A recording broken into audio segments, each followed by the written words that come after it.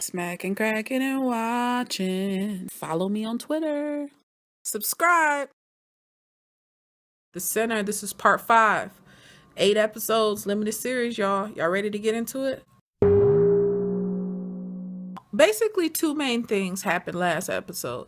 Mason went to visit his wife in jail, and Detective Ambrose located the body of Maddie, aka JD's ex-girlfriend, at that landmark bus scene near the water tower.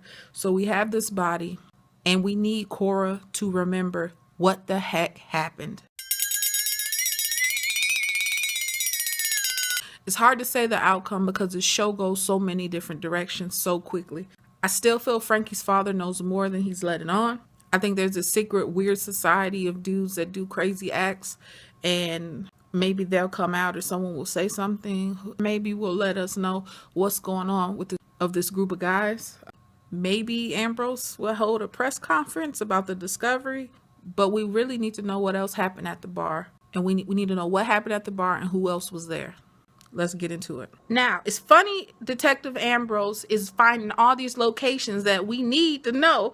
It's moving a little bit fast, but that's fine with me. Because one of the things that I said would come true came true. I figured that this group of men were underground from some sort of, social club members, team members, whatever. And that's what we found to happen. He walks up on this social gathering. We find out members have been going to this particular club since 1850. I called it. Yes, I felt good about it. I ain't gonna lie. I felt real good about it when I figured that one out. They're at the club. He starts feeling around and he's like, okay, this is the print she's talking about. Two things have led to be correct, right? The location, the school bus zooming past her ended up being a landmark. Then we have the water tower. It was right there. And now we have this print. The triggers in her head are leading him to the right path. So she's in this prayer, Cora's in this prayer at jail, I should say, and she can't relax. Every time she closes her eyes, she's flashing. She flashes to being a patient. She has gauze on her head, gauze on her wrist. She's hiding and panting under the bed. We see the IV tower had fallen on the floor. And this guy comes in with this kind of soft voice, not a heavy voice. So whose voice is it? We don't know what Frankie sounds like, do we? Green scrubs, brown ski mask, and she feels scared. Whose voice is that? Yeah. It's sad to see Detective Ambrose on his way to divorce court. However, we got a whole case to figure out what happened, right? So Cora's gonna meet this man named Kevin with his face all obscured. We can't tell what's going on. I'm sure he set it up like that on purpose. He's willing to pay a nice amount of money, which makes you go ding, ding, ding. Don't do it, girl. She did it anyway. Goes to the park, and JD is magically there. I felt like that the whole thing was a setup. I don't know. What do you guys think? Drop a comment below. Later on, JD says, you can be anything you want to be. And the man at the park also says something crazy. Did he not say, I've waited my whole life for this? What's up with this, man? What's going on? Cora says this is her first time. And in one scene, my friend brought up a good point. Remember that scene where Cora almost snapped the guy's neck off when he was doing his thing? Didn't that kind of seem as if that might have been her first go around with it? So I can't remember if that was Mason she was with when she almost snapped his head off, or was that JD? Trying to figure this all out. I don't know. The 2 lonely souls on the jail phone call with Detective Ambrose and Cora, and she's saying basically, all she had was her sister to confide in.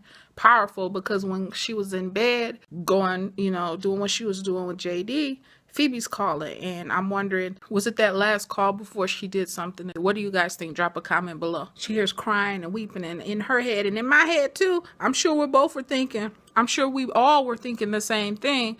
This girl done died. She didn't pass away. I'm thinking she came clean, told her mother what kind of hustle they were running. The mother was like, get up out of here. She called her all kinds of hoes. She's always taken the L for her sister. Her whole life, she's always taking the blame for someone else. Who is this someone else that she's taking the blame for with this murder? Now, she's so impressionable that it's horrible.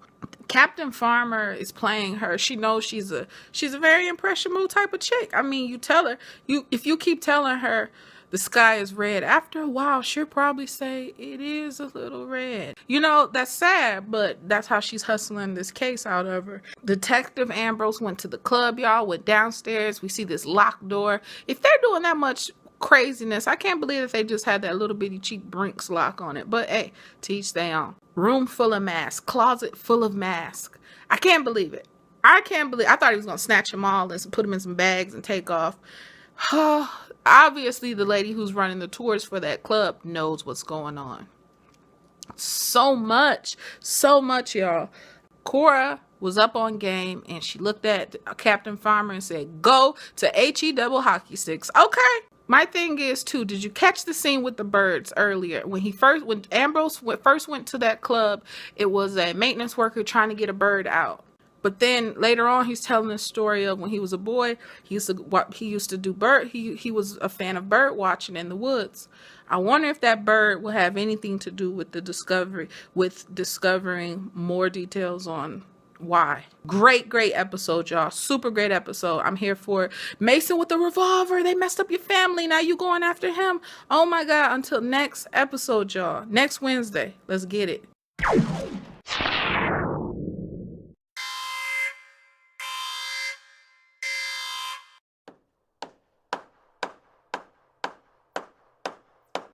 Eight 8.5. I'm sticking to it. That's my story and I'm sticking to it. Peace.